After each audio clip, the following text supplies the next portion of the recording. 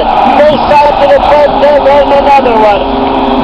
Smoke became the 6th Blue Jay to homer from both sides of the plate in the same game. Toronto hit a total of 5 homers. They hammered the Red Sox 11-2 at Rogers Center. Eric Burley tossed 7 innings of 1-run ball for his 9th win this season. Toronto now looks for the split-setting rookie Matt Boyd to the hill. We might have more capture for the Red Sox. You can listen live right here on Sportsnet 590 fan and watch on Sportsnet at 7 o'clock.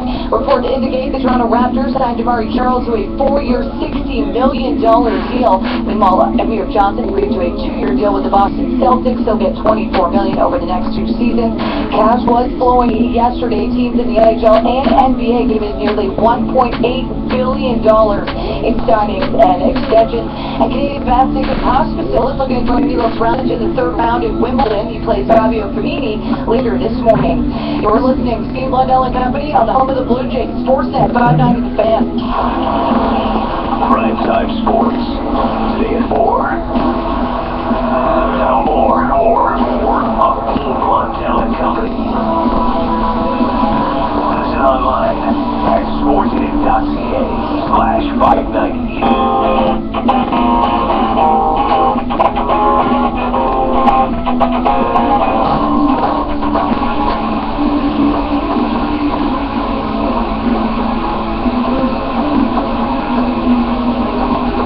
6:33 in the morning. Busy day today. By the end of the day, I imagine the Toronto Blue Jays will be first in the NL East. Boom, I called it. Boom. Pumped Boston yesterday on 11-2. How about Justin Smoke's home run from the left side of the dish into the 400 level yesterday? It was like a boom shot. Anyway, they go against Boston tonight, 7 p.m. Sports at 9 fan. You can watch it on Sportsnet as well. So we get that going for us. Damari Carroll, one of the most sought-after free agents in the NBA, signs as a Toronto Raptor 4 years, $60 million. Sorry, T-Ross. See you later. Feel like we didn't know ya. Anyway, Damari will go to the hoop. That's what I'm saying. Even in traffic. When there's no one around. And he can shoot a great deal.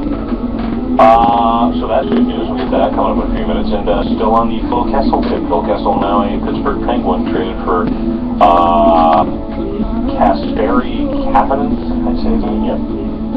Scott Harrington, Nick Spaulding, who's a good guy, really good guy actually. And a couple of draft picks, so lots to get to. We'll talk to Scott Bolton about it right now. Hey Scott, how you doing? Hey guys, I like to trade, and I look at this more of a divorce than I do anything else. It doesn't matter how much stuff you're getting back, as long as you get away from her, that's the big prize. So they got Rick Haskell. Hey, I know what you're talking about. Yeah. So they get to keep some money and maybe look at some 216 draft picks or some all of it. Yeah, the fact they get rid of Kessel, yeah. No, I appreciate it actually. The fact they get rid of Kessel, it's like a divorce. That's what they did. They basically, and that $1.25 million, look at it like support payments. Right. That's all it is. And for the penalty for a bad decision. Right. Let's say for 6 years you're giving them $1.2 million because, you know, that's what it is. She's got expensive taste that she wants to maintain. Yeah. Baby needs a new pair of shoes. Yeah. I'm just looking ahead at the UFAs for next year, and it's still out. It's a great crop. Stamkos, Kopitar, Giordano, but it looks like the Flames might get that done. Voracek, Buffalo. There's a great class next year, and all those guys are ain't the long-term deals. Eric Stahl might hit the open market. Hey, what did it say yesterday, too, when the most prized free agent signing was going to be Antoine Vermette? I know. That's why it's great this deal happened for hockey fans, because that's the dog class next year. Hopefully. Yeah, well, we'll find out. But right now, though, all this stuff aside, time for George's News. George's News. Dave Michigan coach Jim Harbaugh appeared on The Herd with Colin Cowherd on ESPN Radio yesterday, and the interview wasn't the best if things got awkward especially near the end. You're not a rear-view mirror guy. It doesn't seem like you're going to force your way, go, get stuff. It's like one of those where you ask like 50 questions on that. Well, you're giving me slow, and you're not giving me a ton to work with, Coach, so I just want to find something out about Jim Harbaugh, the human being. Okay. I want to find out about Jim Harbaugh. I'm a player right now. I want to play for a bunch of schools. I'm listening to Jim Harbaugh. I want to play for Jim. You have any eligibility, Colin? No, I can't play with the damn. What I'm saying is I'm trying to I want Jim Harbaugh, the guy. Because I bring all these coaches on, I want the guy. I mean, what? I'm a 4-3 wide receiver.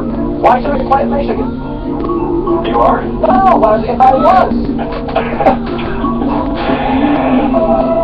This seems terribly difficult, Jim.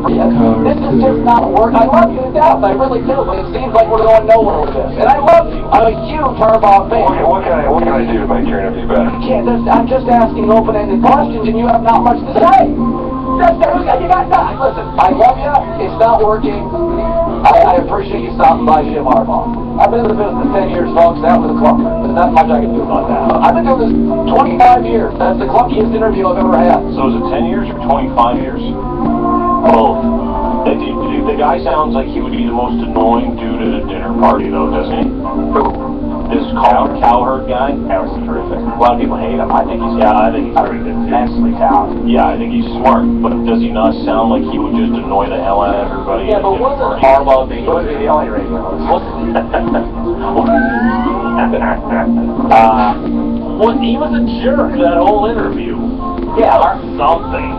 Something was going on. Later, I tweeted later. Oh, do you guys found it, quote, in my experience of participating in an interview, I found it takes two to produce a clunker. I'll take 50% responsibility for this clunker. Well, good for him. But who would you rather have at a dinner party?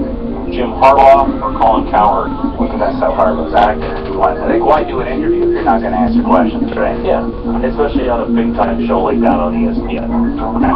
Sure. And finally, a Louisiana man was unable to buy a cake with a Confederate flag on it from his local Walmart, but had no trouble getting a cake decorated with the ISIS flag instead, according to ABC News.